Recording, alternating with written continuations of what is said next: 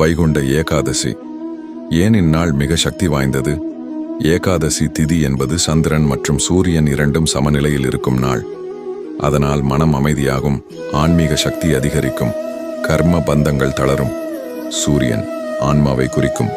வைகுண்ட ஏகாதசியில் சூரிய சக்தி உயர்வதால் தர்மம், சத்தியம், பக்தி அதிகரிக்கும்.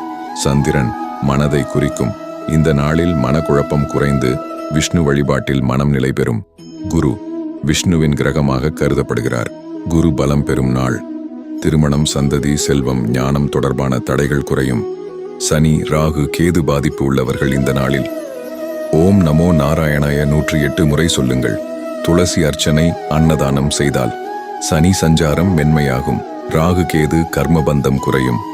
எந்த ராசிக்காரர்களுக்கு மிக நல்ல நாள்? மீனம், விஷ்ணு ராசி, தனுசு, கடகம், விருச்சிகம். ஆனால் அனைத்து ராசியினருக்கும் விஷ்ணு வழிபாடும் விரதமும் நன்மை தரும். ஏகாதசி அன்று இந்த மந்திரத்தை கண்டிப்பாக சொல்லுங்கள். ஓம் நமோ நாராயணாய. ஓம் நாராயணாய வித்மஹே வாசுதேவாய தீமஹி தன்னோ விஷ்ணு பிரசோதயாத். இந்த மந்திரத்தை சொல்லி பலன்களை பெறுங்கள்.